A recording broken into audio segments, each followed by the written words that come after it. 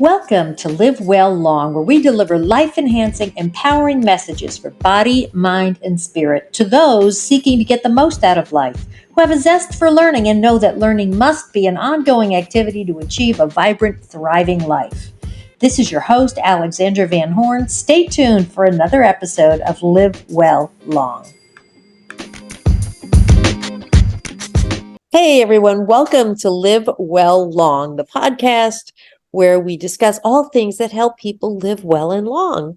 And today's guest you're going to really enjoy hearing because she's been dealing with some difficulties that were obvious in first grade, but when she saw the word was, and she read it as saw and vice versa, and they presented some insurmountable challenges. So this limited Carol's career choices. She was a trial attorney was the first result in the job fit assessment, but the reading demands of that profession completely excluded that choice. And she ended up in information technology, not as a programmer, but working with decision makers as they laid out their struggles responding to the ever-changing demands of their clients. The connection between dyslexia and ADHD, or attention deficit hyperactivity disorder, is what it's known by, was clearly not understood for decades after her school days. Through instinct, she was able to position herself to highlight her strengths and superpowers and is ready to accelerate your own discovery process. She's a spokesperson for acceptance of gifts and talents, personal growth to increase impact, and opportunities for funding women-run businesses. So let's welcome Carol Vincie.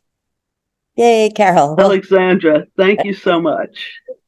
Yes, I remember the agony of getting your first grade reader, and my dad would sit with me for hours and just try to help, and total frustration. It just didn't work. Right. And you know, it was heartbreaking because you wanted to be like everybody else, right? You wanted to, excel. But the real issue was the undiagnosed ADD or ADHD. And typically women, one of my colleagues said, if you had only spoken about ADHD, I would have ignored your work because that was my brother. And men typically have the hyper characteristic, which is why they get diagnosed in grade school, because they're always my turn. They're disruptive. They're disruptive.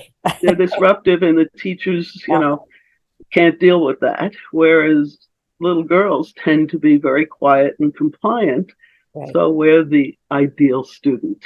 Yes, right. Which is not necessarily the case, but we sit there quietly, and we also work harder because we have this, I don't know if it's a gene, but desire to please people. So we want to be the good student. We want to turn in all our homework on time.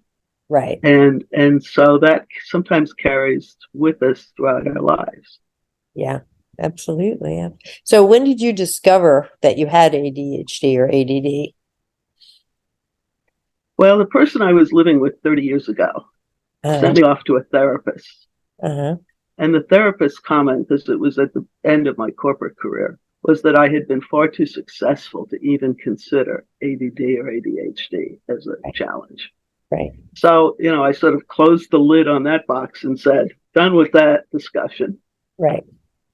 And unfortunately lived another 30 years in shame and overwhelm and chaos. Yeah. When there was an opportunity to get some treatment, get at least understanding of the challenges. But the interesting thing is, I look back over my life, by instinct, I was able to protect myself. Uh-huh. As a 3 and 4 year old, my nickname was Bunny, because given a choice between a raw cucumber and a piece of candy, I chose the raw cucumber. Ah, good for you. Because somehow or other, and this was long before nutrition was on the tip of anyone's tongue, right? Right. I just recognized that the sugar didn't make me feel good. Yeah, that was good for you for that observation. Yeah. And then, my mother believed very much in music lessons for myself. and my brother and sister. So I played the piano. Okay. And something that people don't recognize and it was classical piano. So that is a very physical activity. Yeah. You know, the physical, practicing the scales and all of the drills that you had to do to get proficient was the component of exercise. Okay. And I played piano from the time I was in 5th grade through graduating from college. Wow. And, Congratulations. So you didn't and have trouble with learning the correlation between the and two. that was very interesting because I never transposed the chords.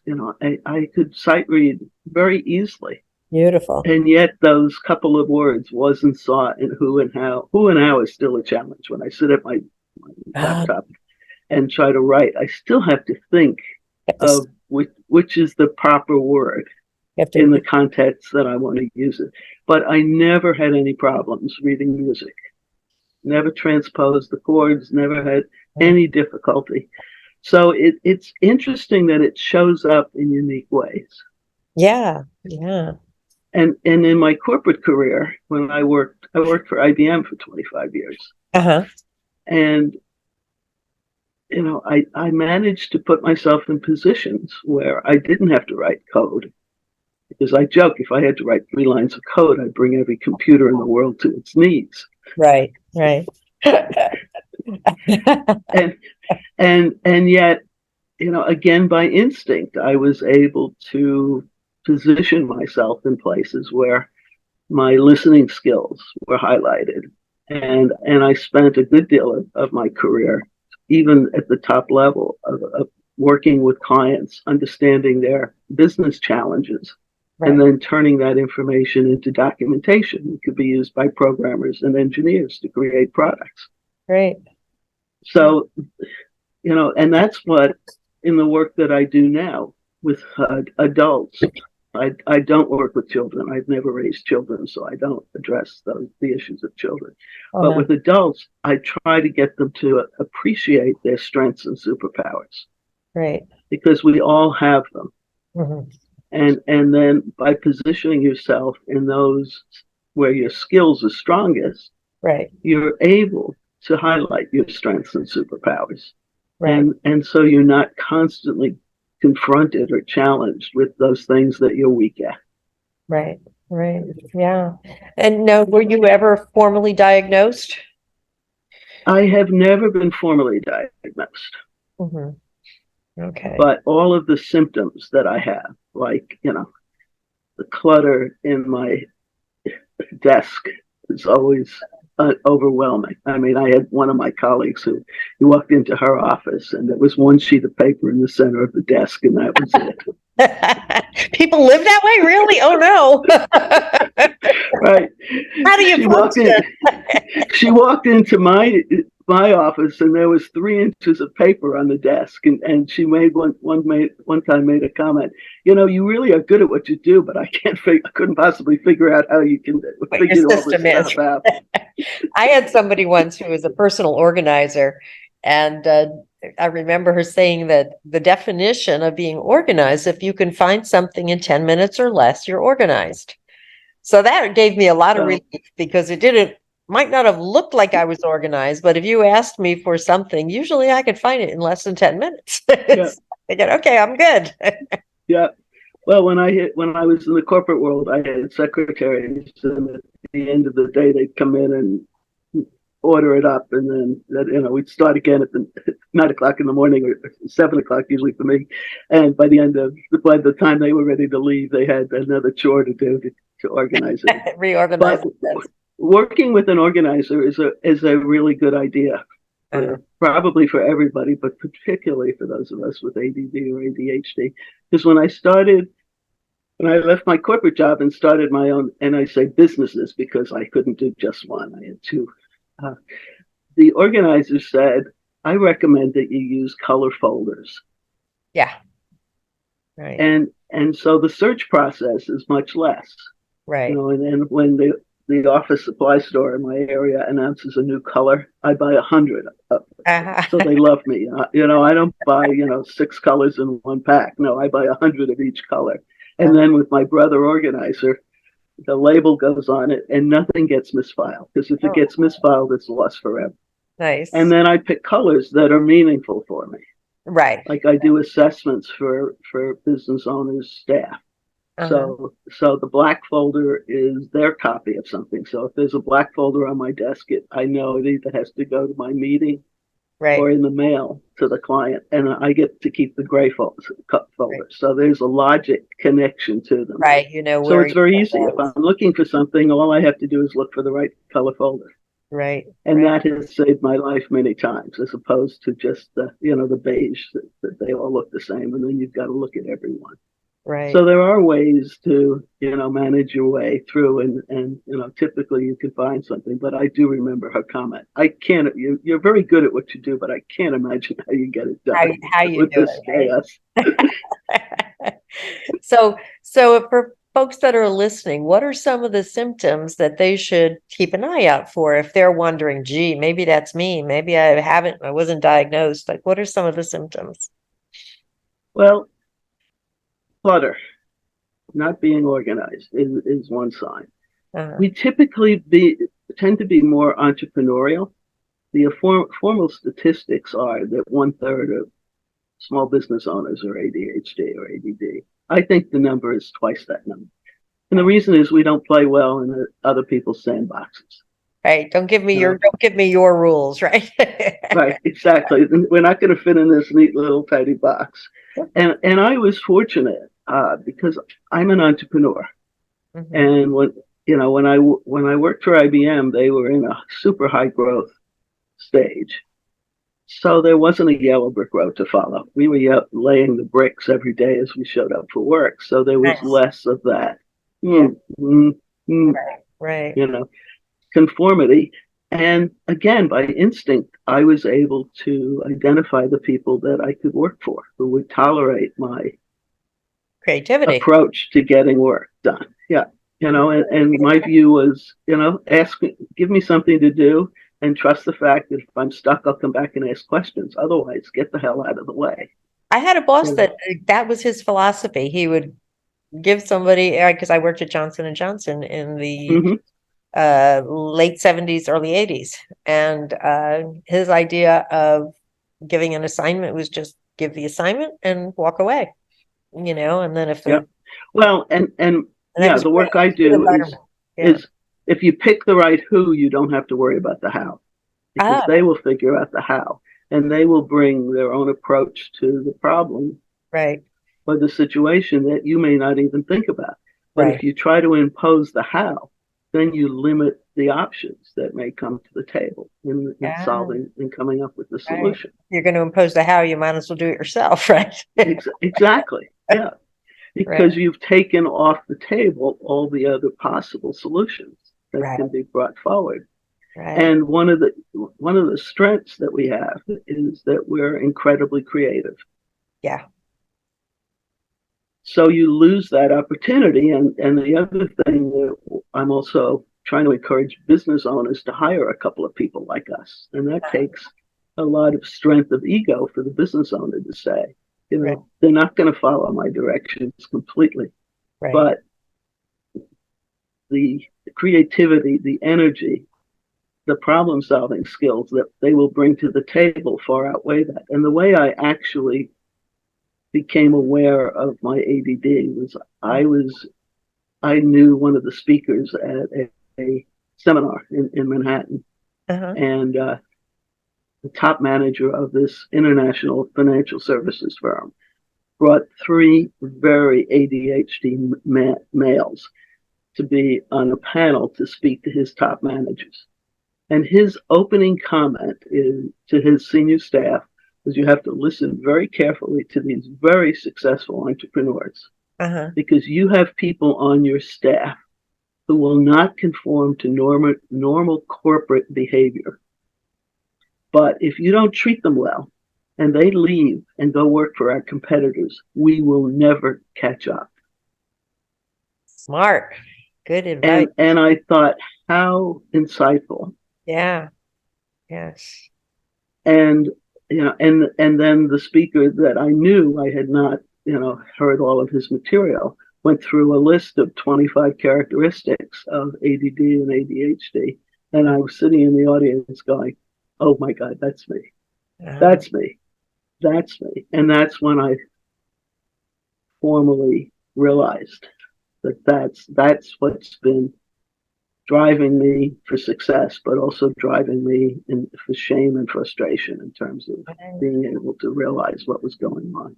So how do you manage it? How do you deal with it? I don't take medication. I mean, some people do. I was able to manage it with sleep, exercise, and nutrition. I really avoid sugar, in a lot of carbs and that sort of thing. I eat fresh fruit, so I'm not eliminating all sugar from my diet because some doctors go crazy, but you have to have sugar. But the exercise component is really critical. I did a vision board recently, and one of the posts that I have is physical activity is not a luxury, it is a necessity. Yeah. And for the doubters, science has proven that the people with ADD or ADHD brains does not produce enough dopamine. Okay. And that is the executive function, getting things done, getting to places on time. That is the chemical that controls that part of our behavior. Right. And our body craves that. And we will do anything, use all of our creativity to satisfy that deficiency. So exercise does it. Right. And in years past, I was a downhill skier, and I would ski 25 to 30 days a year. Nice. And then during the summer, I play golf, and I walk 36 holes of golf a week. Not ride in a cart, but walk. Nice. And when I don't do that, because the other way to satisfy dopamine deficiency is alcohol. Oh, and wow. both legal and illegal drugs. So people that have those tendencies might want to look into that. Yeah. Yes. And I mean, not as an excuse, but the brain just knows that it needs that. Right. And so, I am religious about when I golf. Like, we're going to start in about a month with the league that I belong to. And I walk, and people say, at your age, you should, why don't you ride? And I explain that it's part of my treatment for my ADD. And when I don't, like this winter, there wasn't virtually no snow in my area. So I couldn't even do cross-country skiing. And I realized that the amount of wine that I was having each day with increasing dinner now snuck into a glass with lunch. It started increasing. Yeah. So it's a slippery slope. Got it. Yeah. I'm a big believer in exercise, especially as we get older, because our muscles atrophy. So even from the body standpoint, it's like we've got to keep osteoporosis for women. Our metabolism slows down, so we tend to gain weight. But if you also have the challenge of ADHD, it's even more critical. It is not a luxury. It is essential. It is a necessity. Right. And the other thing that I've noticed is a number of people have poor balance. Even as a youngster, I couldn't do cartwheels. Okay. I just, and climbing a ladder is not something I'm likely to do. No balance. The cat is up in the tree. It's not going to be me who climbs the ladder to retrieve the poor thing. Interesting. So those are just some of them. Some of the other things that even marriage counselors are unaware of is families with ADHD are twice as likely to divorce. Particularly if it's the woman, because women will put up with the idiosyncrasies of their male partners, but men expect the house to be organized. Oh, interesting. Wow. So if you're not going to organize it, find a way to get it done. Yeah, barter with someone, hire a housekeeper, but also, so and that's unfortunate that more marriage counselors aren't aware of that, because if you address that issue, then you save, you know, breaking up the family, divorce attorney expenses, and then maintaining two households. Right. When a little bit of treatment of whatever form you choose to, or Right. an acceptance, Right. recognize Question. that it's not irresponsible behavior. It's something that we truly, if our life depended on it, can't Right. overcome that by ourselves. Such an That's the important, other, that's yeah, an important point. that's really important. And that's part of why I'm doing what I'm doing, is to provide a confidential support for people, because this is difficult on your own. Right. Yeah. And I want to be able to provide a confidential sounding board for people who are sitting there on the edge saying, do I have it? Is this a symptom? Let me talk about it a little bit Right. and get over the shame. So the service you provide as a profession is people reach out to you, they have a conversation with you, and basically like an Yeah. ADD, ADHD counselor or support person. Right. Yes. I'm repurposing some podcasts that I created about 2 years ago. Starting in the beginning of May, Uh-huh. I will be on YouTube, and on Mondays, I have Thrive at Work with ADD or ADHD, which talks about various challenges in the work environment. Every Monday, there will be a different session. They're 8 to 12 minutes, because people with ADD or ADHD have short attention spans. Anything longer than that, they won't be Yeah, watching. they're gonna lose them. And then this time around, I'm providing an opportunity, if something I cover in that session triggers something that you want to discuss, a 20-minute consultation with me for $47. And Uh-huh. then on Wednesday, it's wisdom for the businesswoman with ADD and ADHD. Okay. The same routine, different issues, different challenges. And then Fridays, I talk about managing your ADD or ADHD with sleep, exercise, and nutrition. Got it. Wonderful. So is there a name of your podcast that people should jot? It's Celebrate Your ADD and ADHD. Okay. Because I'm trying to change the perspective. It's not something you hide. It's something you celebrate. Right. Because we can do things that other people cannot do.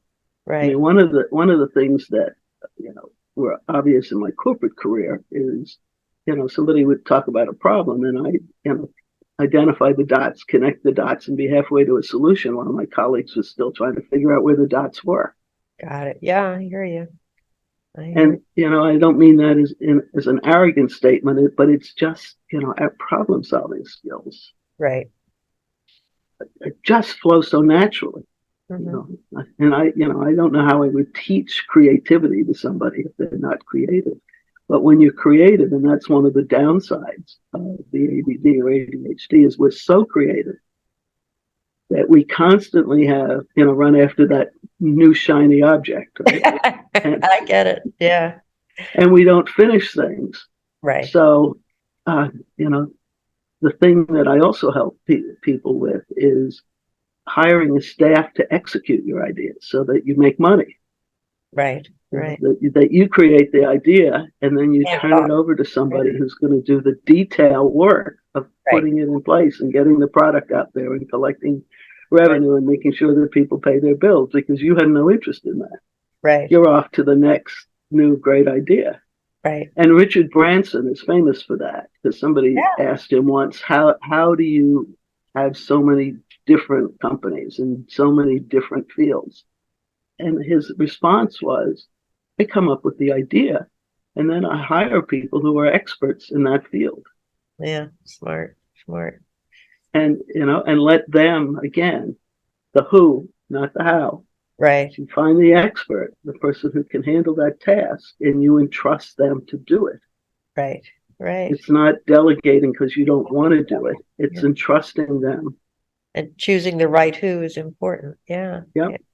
I have often said, after raising kids and being in the school system, I've done some teaching, that children are not just learning disabled. the schools are educationally disabled, that they don't know how to teach to the masses. And, if they're encouraging medication is the only option, then there's something missing. They want their life to be simple. They want everybody to conform to one learning model. Right. And most of us don't fit into those nice, neat little slots. No, absolutely. But thank goodness, because that's where most of the good ideas come from. Exactly. So we have to, hope that the kids all survive the educational system Right. to get the basics and then move on. And move on, yes. so that they can increase their impact, yes. And a product that I'm struggling with finishing, but I've one of the reasons for the masterclass at the end of April on the 26th is to announce my card deck. Got it. And the card deck is 45 cards. Accelerate your ADHD performance, and there are 15 cards of awareness, because 50% of people with ADD and ADHD also have dyslexia. So we don't read. Curling up with a book in the corner on a rainy day is not our favorite thing to do. Got it. And thank goodness for, Audible and CD, books on CDs and that type of thing. Right. But so a lot of people are not aware of the symptoms. So 15 cards talk about various symptoms. And the other one that I will point out is that some women, when they start going through menopause, if they've never had symptoms of ADD or ADHD, will develop them. Yeah. Because as the chemistry in our body changes, it gobbles up our limited supply of dopamine. Got it. So something that was not strong is now less. And then people who've already had symptoms, as they go through menopause, the symptoms will get worse. Right. So you're not crazy. It's not your imagination, but it is part of that chemistry change that impacts the level of dopamine. It's a challenge. And then the next 15 cards are acceptance. They talk about strengths and superpowers. Got it. That we are visionary, that we are creative, we are problem solvers, we have very high energy.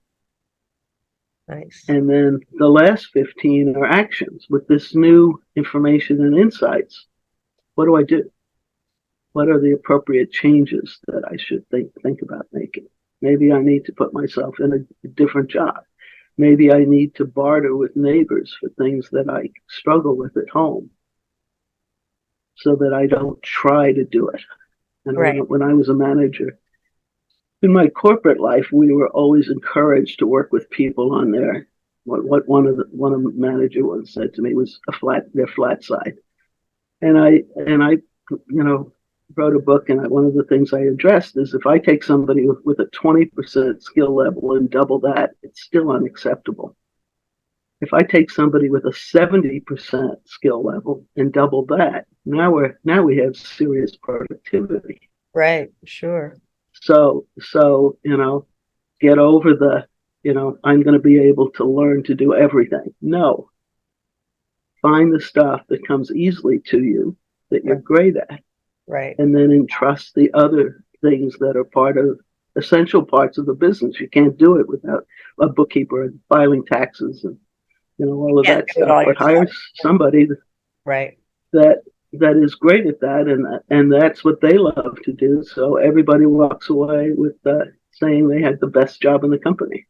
Right. Absolutely. Wow. So you have a masterclass coming up April 26th. And you also have a free gift to offer people, a PDF called the ADHD Confession, right? Yes. And so for anyone to either learn more about the masterclass or to get your free gift, which, as you said, it's not yours, but you're sharing it with them. I don't know who the author is. Somebody forwarded it to me, and the ADHD Confession. It is the best description of the roller coaster that our life is, that I found. So I'm sharing that with people, and it may help you personally with some insights into what's going on, but you may want to share it with your family members or work colleagues to say, this is what goes on in this crazy brain of mine. Right. You know, Right. and apparently I'm not the only one in the world, because somebody documented their own challenge with it Right. to Right. gain some acceptance and patience and appreciation. Yeah. Because, that's the other side of it, that you know, I now speak openly about it. But for the first 3 years after I had a label, after that seminar I went to, Right. I wouldn't say a word. Right. Sure. It was this deep, dark secret. Right. And then I was part of a coaching program, and I casually mentioned it to the person who runs the program. And she said, "But that's your unique selling point." And it took her 2 more years to get me to even think about talking about it, Got it. Yeah. because the shame is so intense. Right. Right. I hear you. I hear you. Yeah. And I thought, well, it's just me. I'm stubborn, or can't admit to defects, or Right. and yet somebody who is a well-known coach for 20 years in this field Uh-huh. talked about that. And after 20 years of coaching, Right. she still has glimpses of the shame Right. that sometimes interjects itself into her life. So just curious if you've come across this or thought about it. So what are some of the things that someone might say to themselves, might be saying to themselves, say they're undiagnosed or they're just, what would be some of the things they might say to themselves, like, what's wrong? What's wrong with me? What's wrong with me? I'm thinking that Yeah, that would be a yeah. Why primary. why is something that my neighbors do so easily is such a challenge for me? Yeah. Right. Why can't I, have a one sheet on top of my desk so that it looks nice when somebody walks by the I door? always feel bad for people that have one sheet on top of their desk. I believe But creativity has it's lots of like, paper. why am I always waiting to the last minute to get something done? Yeah. Yeah. Put that extra stress. Tomorrow I have a report done, and I'm going to be up till 10 or midnight finishing it, when I could have done it a week ago or 3 weeks ago. And my sister's like that. My sister has a presentation in 6 months. It's already done. Yeah, I'm more like a last minute, you see. I can't even conceive of that. I mean, in 6 months, the world may change, and I don't want to miss out on being Right. absolutely up to date. It won't be up But to no, date if you do it now. she's got it all done. The slides are there. Yeah. So Yeah. you I'm know, probably but one of those girls that was never diagnosed. You yeah, know, I did not start enjoying reading until I was home raising kids, in hmm my life. And then I could pick any book I wanted. I didn't have to worry that it was going to be for a book report and for yeah, right, yeah, then I read everything I could get my hands on, psychology and self-help and yeah, spirituality, all stuff that I was interested in for being a good parent and raising good yeah, kids. yeah. Well, and Yeah. I describe myself as ravenously curious. And I Oh, am. I do a oh, lot of driving for some of the other work that I do. And so I go through 50 books a year on average. right. But somebody shared this information with me, an Australian. We were on a Zoom call together, and he Uh-huh. shared this document with me. And the statistics are that it takes 5 times more energy for dyslexics to read than the Oh, normal person. wow. So think about that. I mean, we're not lazy, we're exhausted. Right. You'd be I mean, reading think, 250 books then.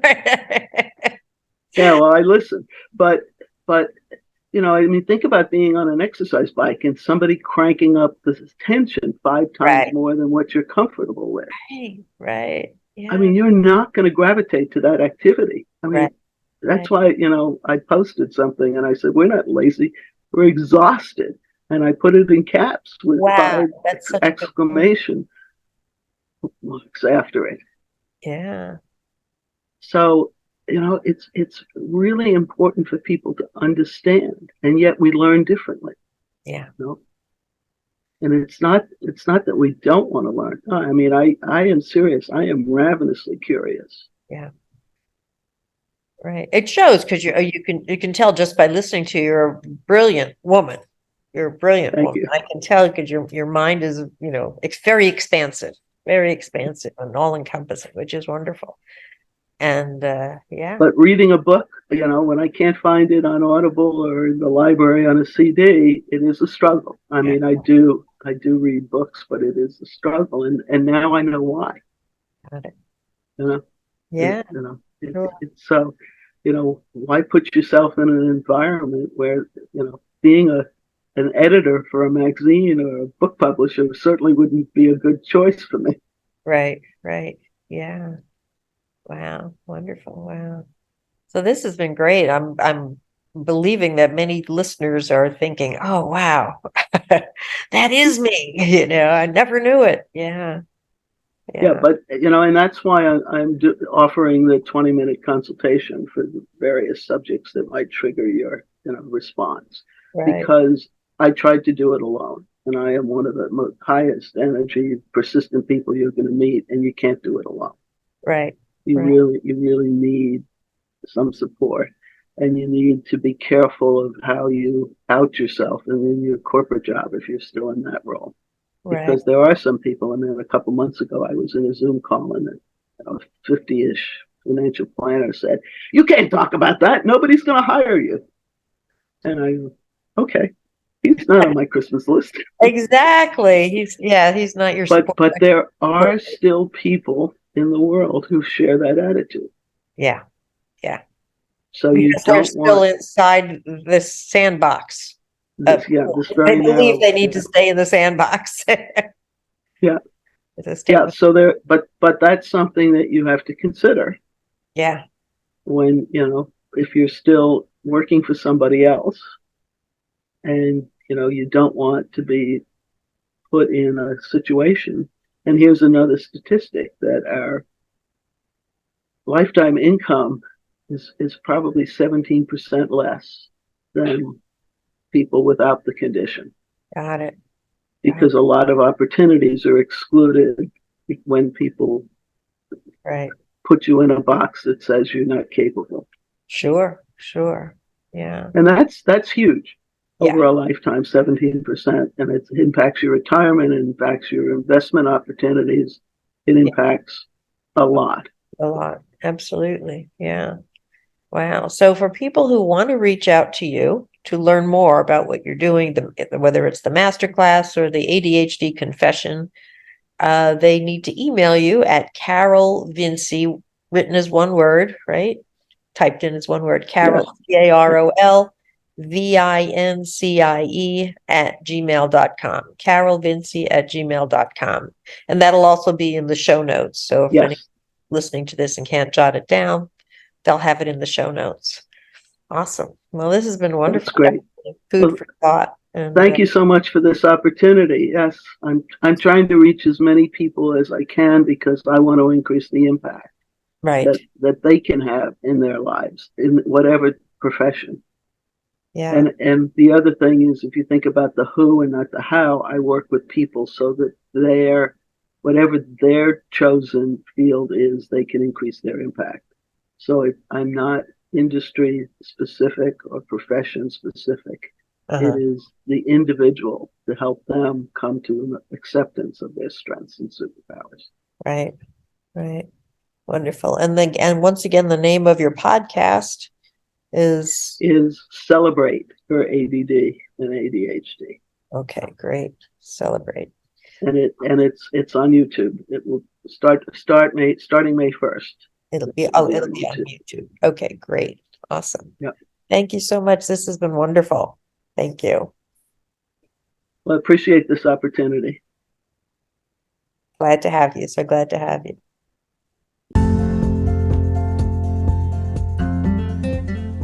Thank you for listening. This is Alexandra with Live Well Long. Be sure to hit subscribe so you don't miss any of our important episodes. We want to be sure that you get everything you can to do your best to live well long.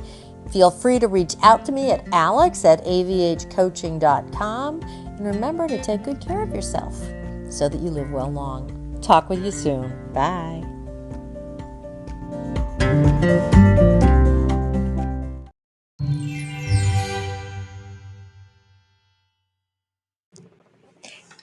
Hey, psst, it's Alexandra. One more thing.